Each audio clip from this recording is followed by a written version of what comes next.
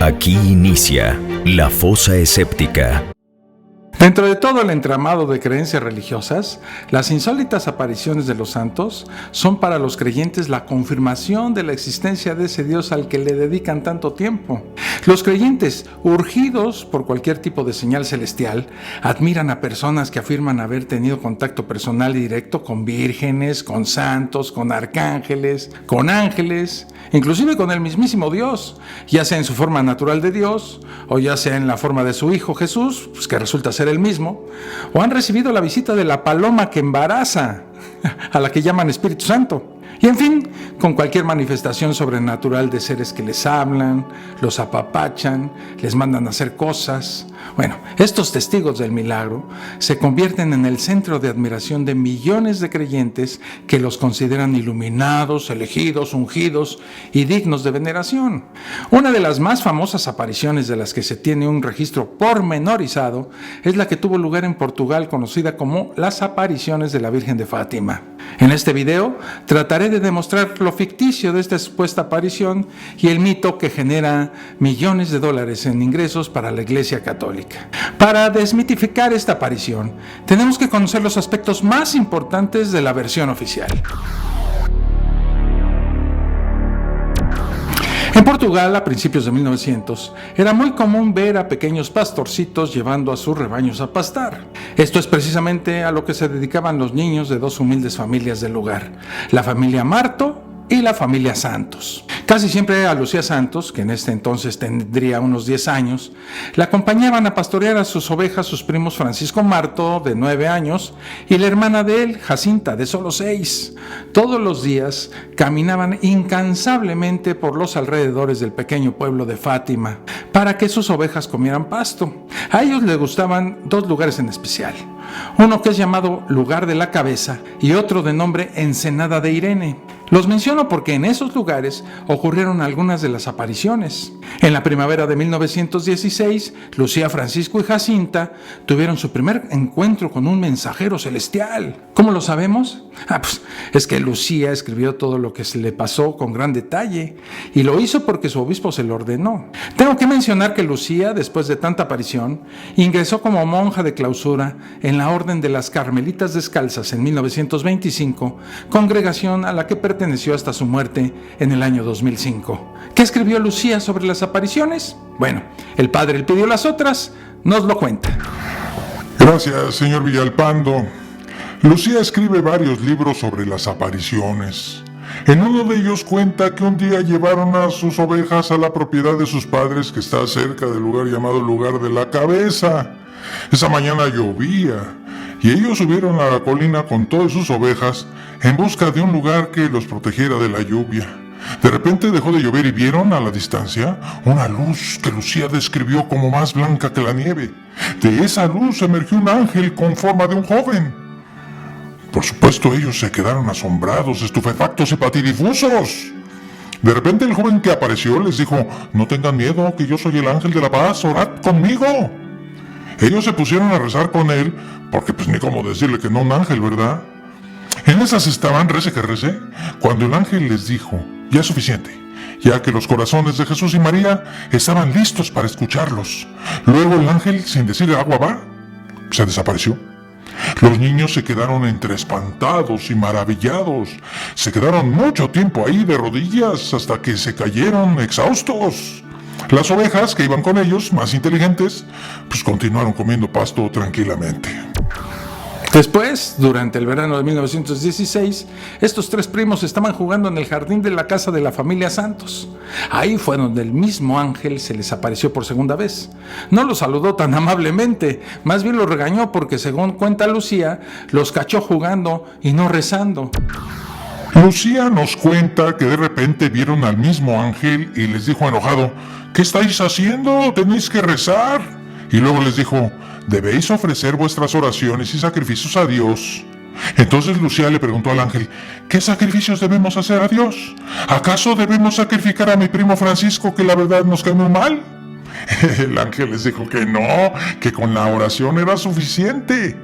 Lucía dejó caer el cuchillo que ya tenía preparado para el sacrificio y se puso a rezar.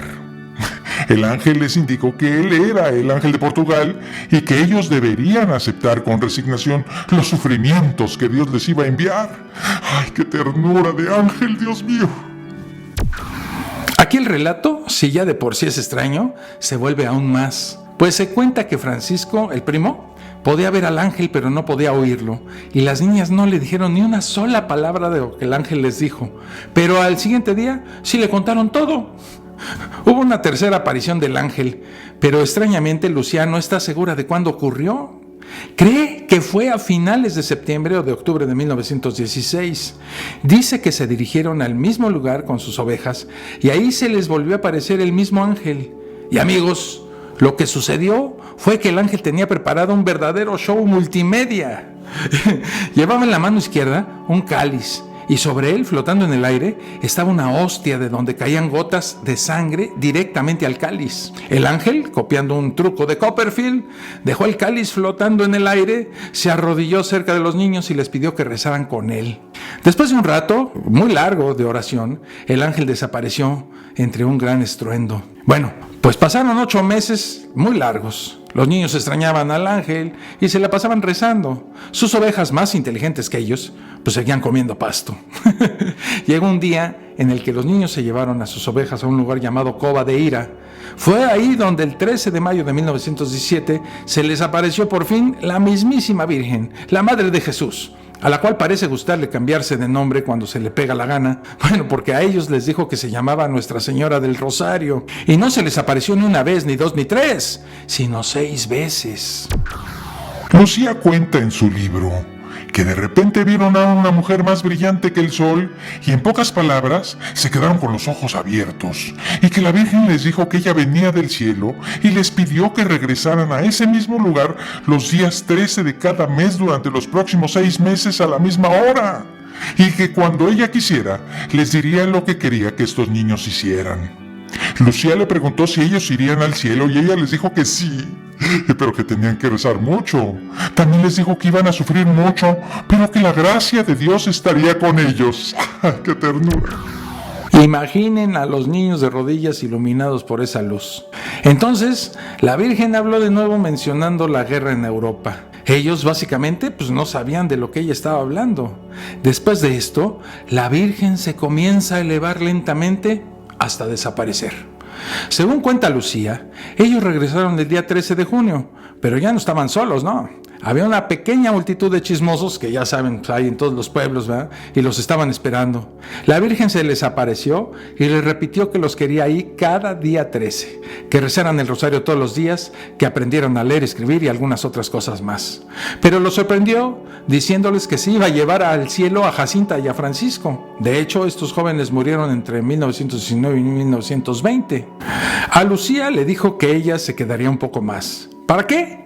Pues para que le hiciera conocer al mundo entero, como si ella solita no pudiera hacerlo, ¿verdad? Acto seguido, la Virgen, como un cohete, se elevó hasta desaparecer en el cielo.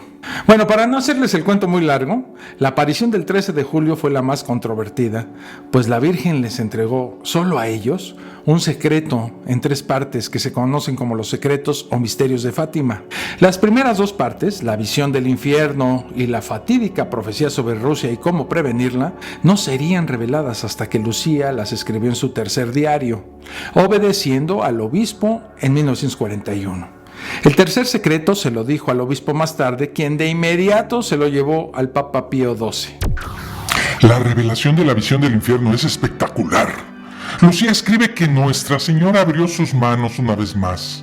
Los rayos de luz parecían penetrar la tierra y vimos como si fuera un mar de fuego. Sumergidos en ese fuego estaban demonios y almas en forma humana, como tizones transparentes en llamas, todos negros o color bronce quemado, flotando en el fuego, ahora levantadas en el aire por las llamas que salían de ellos mismos junto a grandes nubes de humo. Se caían por todos lados como chispas entre enormes fuegos, sin peso o equilibrio, entre chillidos y gemidos de dolor y de desesperación que los horrorizaron y los hicieron temblar de miedo. Y la Virgen les dijo: ¿habéis visto el infierno? A donde van a parar las almas de los pobres pecadores. Si rezan, muchas almas se salvarán. La guerra cesará, pero si los hombres no dejan de ofender a Dios, otra guerra más terrible comenzará durante el pontificado de Pío XI. Para prevenir esto, vengo al mundo para pedir que Rusia sea consagrada a mi Inmaculado Corazón. Si mis deseos se cumplen, Rusia se convertirá y habrá paz. Si no, Rusia repartirá sus errores alrededor del mundo, trayendo nuevas guerras y persecuciones a la Iglesia. Los justos serán martirizados y el Santo Padre tendrá que sufrir mucho. Ciertas naciones serán aniquiladas, pero al final mi Inmaculado Corazón triunfará. El Santo Padre consagrará a Rusia a mi Inmaculado Corazón y ésta será convertida y el mundo disfrutará de un periodo de paz. Luego les pidió que regresaran y que en su última aparición haría un espectacular milagro. Conforme se fueron presentando estas apariciones, se fueron juntando grandes multitudes. Por ejemplo, a la aparición del 13 de septiembre de 1917 asistieron más de 30,000 personas. Mientras los asistentes rezaban, vieron que los niños se ponían de pie y veían hacia el cielo. Los demás no veían nada. En la aparición del 13 de octubre sucede un extraño fenómeno conocido como la danza del sol, que se supone fue presenciado por más de 70,000 personas, pero según registros solo los niños lo pudieron ver. Estas serían las últimas apariciones en Fátima para Jacinta y Francisco. A Lucía, la Virgen se le apareció otra vez en 1920, como ella había prometido en el mes de mayo. Esta vez Lucía estaba en oración antes de dejar Fátima para ir a un internado de niñas. La Virgen vino para alentarla a que se dedicara enteramente a Dios, o sea, que se volviera monja. Creo que la historia se parece mucho a un cuento para niños durante su adoctrinamiento religioso. Contiene pasajes muy sádicos y atemorizantes, o más bien, pues fue inventado para personas con poca capacidad de razonamiento o con una terrible necesidad de creer. Pero ya saben, cuando la iglesia quiere que sus borregos crean en algo, pues usa todos los medios a su alcance, que son muchos, pues para poder lograrlo. Los niños narraron sus visiones, pero no fueron expuestas públicamente. Fue la iglesia quien controló la imagen de la aparición y su presentación al público. Tanto es así que apenas hace unos pocos años se dieron a conocer las declaraciones y descripciones de las visiones de los niños realizadas en esa época. Así se pudo conocer un dibujo con el cual los niños describieron a la Virgen. Ellos dibujaron a una mujer calva con un casco transparente y un globo terráqueo luminoso en una mano. La historia parece haber sido manipulada. Prácticamente la totalidad de la historia oficial de los fenómenos de Fátima está extraída de las memorias de Lucía, testigo principal de los acontecimientos ahí. Presionada por las circunstancias y siendo una adolescente, ingresó en una orden religiosa de las Carmelitas Descalzas, donde además de encontrarse suficientemente aislada de la sociedad, debía obediencia a su confesor y a José Alves Correia de Silva, que era el obispo. A mí todo esto me parece muy extraño. La aíslan para que no cuente la verdad y la supervisan para evitar fugas en cuanto a lo que realmente pasó. Clásico de la Iglesia Católica. En estas condiciones, y luego de aprender a leer y escribir, la hermana Lucía recibió la petición del obispo, que más bien parece haber sido una orden, para que se pusiera a escribir con todo lujo de detalles todos los sucesos de Fátima y de sus protagonistas. Lucía terminó sus primeras memorias a finales de 1935 y en años sucesivos le fue pedido que escribiera otros recuerdos, completando así sus 6 memorias.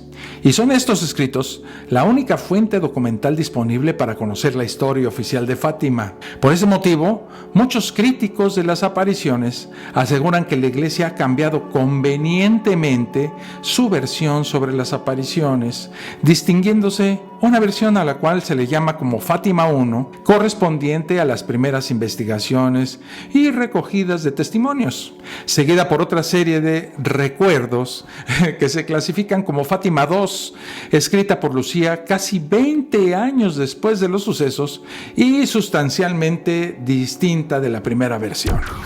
Pero ¿cuál es la historia de esos supuestos secretos que le confió la Virgen? Bueno, los secretos o misterios no se revelaron hasta 1941, cuando Lucía los detalló para ayudar a la canonización de sus primos Jacinta y Francisco. El primer secreto mostraba un infierno bastante típico y conocido por todos: mar de fuego, demonios negros y pecadores aterrorizados por el dolor, y los demonios con formas de animales. No se entiende por qué esto tenía que mantenerse en secreto, ¿verdad? Ya que la doctrina católica dejaba clara su existencia y era muy conocido entre los creyentes. En el segundo secreto, la aparición dejaba claro que Rusia debía consagrarse al Inmaculado Corazón bajo pena de ser castigada y que el fin del mundo estaría muy cerca. Tampoco aquí se entiende por qué se mantenía esto en secreto si la salvación del mundo era tan importante. Obviamente, dicha información se reveló en respuesta a la revolución bolchevique que llevó a Rusia a ser un país comunista. Otra cosa que señala es que la Gran Guerra, que fue la Primera Guerra Mundial, terminaría, pero que comenzaría otra mucho peor. Esta hubiera sido una predicción bastante acertada si no fuera porque Lucía reveló el secreto en 1941, mucho después de la iniciada la Segunda Guerra Mundial. La Iglesia Católica interpretó el segundo secreto como una visión profética de la reconversión de Rusia al cristianismo, ya que ese mismo año tuvo lugar la revolución bolchevique anticlerical. También se considera que con la desintegración del bloque ruso en 1990, la profecía se cumplió. El tercer secreto se compone de varios elementos, como un ángel con espada de fuego y un papa entre las ruinas de una ciudad, todo lo cual es bastante enigmático y hace que solo hayan elaborado teorías al respecto. Se interpreta que este secreto incluyó una profecía sobre el intento de asesinato de Juan Pablo II que ocurrió el 13 de mayo de 1981 en el aniversario número 64 de la primera aparición de Fátima. Por lo menos así lo consideró la Santa Sede muy convenientemente. ¿La ciencia puede explicar el supuesto milagro del sol? Bueno, el 13 de octubre de 1917, los tres pastorcitos, con ayuda del padre Manuel Núñez Formigao, que para algunos es el verdadero promotor de todo el mito de estas apariciones, arrastraron a unas 70,000 personas a uno de los momentos de alucinación colectiva más espectaculares del siglo XX. Ahí se pudo ver al sol temblar en una especie de danza, según relataron los que estaban ahí. Luego de una intensa lluvia, las oscuras nubes se abrieron y dejaron ver el sol, que según los testigos, lucía como un suave disco de plata. Entonces la luz del sol tomó diferentes colores y el sol pareció caer sobre las miles de personas que ya se habían puesto de rodillas. El fenómeno duró alrededor de unos 10 minutos. Al mismo tiempo, los pastorcitos dijeron haber visto imágenes de Jesús, la Virgen María y San José bendiciendo a la multitud. En 1978, el cardenal Albino Luciani, quien después se convertiría en el Papa Juan Pablo I y al cual se lo echaron con un chocolatito solo 33 días después de su ascenso al papado, visitó varias veces a Sor Lucía y ella siempre le dijo que no presenció la danza del sol. La Virgen se presentó como la Señora del Rosario. Se dice que la danza del sol se pudo ver a 40 kilómetros del lugar. Lo más interesante es que no se produjo ningún cambio en la Tierra. Es insólito que no haya evidencia fotográfica de la época. Existe una sola foto que parecería demostrar el milagro, pero pues no es posible confirmar su autenticidad, ya que las decenas de reporteros que fueron al lugar solo tomaron a la muchedumbre amontonada, hincada y mirando al cielo. Parece que a la iglesia este tipo de milagros le resulta muy redituable y lo ha acreditado en varios lugares y momentos, incluso antes del evento de Fátima. Por ejemplo, el 21 de agosto de 1879, en la iglesia parroquial de San Juan Bautista de la pequeña comunidad de Knock, en Irlanda, una multitud de más de 5,000 personas vio lo que según ellos era una aparición de Nuestra Señora, San José y San Juan Evangelista, y algunos afirmaron que pudieron ver al sol cambiando de color y bailando en el cielo, igualito. En octubre del 2009, varias personas de la región reportaron haber observado fenómenos solares similares. Estas narraciones fueron recibidas con escepticismo y el arzobispo local advirtió a las congregaciones católicas de no presentar mucha atención a estos supuestos acontecimientos. En diciembre del 2009, un oftalmólogo del Hospital del Colegio Universitario de Galway comunicó un incremento considerable, fíjense, del número de casos de retinopatía solar, todos ellos vinculados a los acontecimientos de Knock. Muchos asistentes a esta aparición presentaban una importante reducción de la visión. Ya en la locura y llevado por la moda de estos fenómenos solares, el propio Papa Pío XII dijo que pudo ver al sol bailar desde los jardines del Vaticano. 33 años después de Fátima, el Papa aseguraba que él lo pudo observar en 3 días sucesivos, el 30, 31 de octubre y el 1 de noviembre de 1950, y hábilmente lo anunció como confirmación directa de Dios a la proclamación hecha por él del dogma de la Asunción de la Virgen en cuerpo y alma. En Bosnia-Herzegovina, el milagro también se ha repetido varias veces. El 24 de junio de 1981, la Virgen María se aparece a 6 niños y hasta el día de hoy sigue apareciéndose a algunos con más frecuencia que a otros, dejando mensajes sobre la importancia de la oración, que sería constante por la paz y la conversión de los pueblos. En 2017, al momento de rezar el rosario, la Virgen de Medjugorje hizo su aparición con el milagro de la danza del sol frente a miles de personas.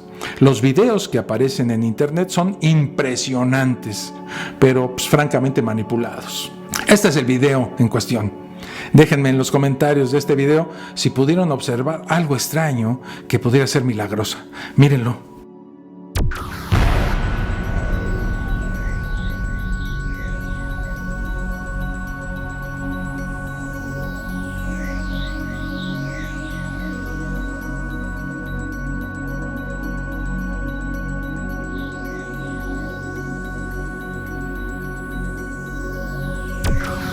¿Lo pudieron ver? Yo realmente no vi nada.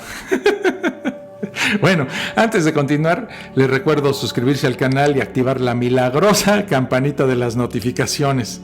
Bueno, después de este pequeño comercial, continuamos. El físico August Misen indicó que estos milagros habían sido descritos en muchos lugares donde peregrinos religiosos fueron alentados a mirar fijamente al sol, y cita como ejemplo las apariciones en Harolbach, en Alemania, en 1949. Se han reportado casos similares en China en 1983. Pero hay un sacerdote portugués que no cree en esta estafa. El padre Mário de Oliveira empezó a investigar la historia de la iglesia en Portugal. Durante la década de los 90, centró su análisis en el amplio archivo del Santuario de Fátima y los documentos que detallan las apariciones marianas. Concluye que lo ocurrido en 1917 es una de las mayores invenciones de la Iglesia Católica. Rápidamente su jefe, el arzobispo de Oporto, Antonio Ferreira Gómez, consideró que su interpretación era demasiado polémica y le retiró el permiso de ejercer como cura en su parroquia. Entonces, en 1999, de Oliveira publica el explosivo libro Fátima Nunca Más, en el que denunció el aparente fraude de las apariciones, acusando al clero portugués de haber perpetrado un montaje y manipulado a los pastorcitos. El libro, que se convirtió en un bestseller y del cual se han hecho infinidad de ediciones, fue seguido en el 2015 por Fátima S.A., obra que trata sobre el negocio del turismo religioso en el santuario de Fátima y sugiere que los negocios en torno a la basílica son utilizados ¿para qué creen? Para lavar dinero. Para acabar pronto, el milagro de Fátima fue un teatrillo ideado por miembros del clero portugués. Las principales víctimas de este embuste fueron los 3 pastorcitos, quienes fueron utilizados como actores en esta producción episcopal barata. La documentación existente deja clarísimo que el clero manipuló a estos 3 niños para montar un espectáculo con difusión internacional. El santuario de Fátima ha puesto todos los documentos relacionados con las supuestas apariciones a disposición de los investigadores a través de la documentación crítica de Fátima. Cualquiera que la analice detenidamente verá que se trata de un montaje muy vulgar. Desde un punto de vista teológico, las visiones de Fátima están llenas de errores. Un ejemplo son las supuestas visiones de Lucía, que contienen elementos que no entran dentro del dogma católico. Llega a dar detalles realmente aterradores al describir sus visiones del infierno, detalles que coinciden exactamente con los que aparecen en Misión Abreviada, un libro que tuvo una difusión enorme en Portugal durante el siglo XIX. El problema es que posteriormente ese libro fue rechazado por el Vaticano y los detalles que contiene fueron denunciados por varios papas. Es llamativo que la Virgen apareciera para transmitir cosas incompatibles con la teología católica. Hay muchísimos otros ejemplos de esta tragicomedia. Además, es obvio que el sol no bailó sobre Fátima en 1917. Eso fue una invención de un periodista enviado por el desaparecido diario O Século. Estamos viéndolo en este momento. El redactor era un exseminarista. El fotógrafo que lo acompañó dijo que no vio nada fuera de lo normal y las fotos que tomó dejan claro que era un día lluvioso y completamente ordinario. Quien lea la crónica que se publicó ese día se dará cuenta que aunque se habla de este supuesto fenómeno del sol en el titular, no hay mención del milagro en el texto. Y días más tarde el periódico publicó una corrección en la que aclaraba que el sol no había bailado. Es vergonzoso que la Iglesia siga hablando de este acontecimiento claramente imposible a nivel científico. Curiosamente, ni la propia Lucía hace referencia a este evento. En su momento, ella se mantuvo fiel al mensaje que tenía que repetir ese 13 de octubre de 1917, que la Virgen le había dicho que la Primera Guerra Mundial acabaría ese mismo día. Como todos sabemos, pues la guerra no acabaría hasta un año más tarde. En sus memorias tampoco habla de ello, y en vez de mencionar movimientos del sol, se limita a decir que cuando miró el sol vio aparecer a San José, el Niño Jesús y Nuestra Señora de los Dolores. Casualmente, son las imágenes que figuraban en la iglesia parroquial de Fátima en esa época. Hágame el reverendo favor.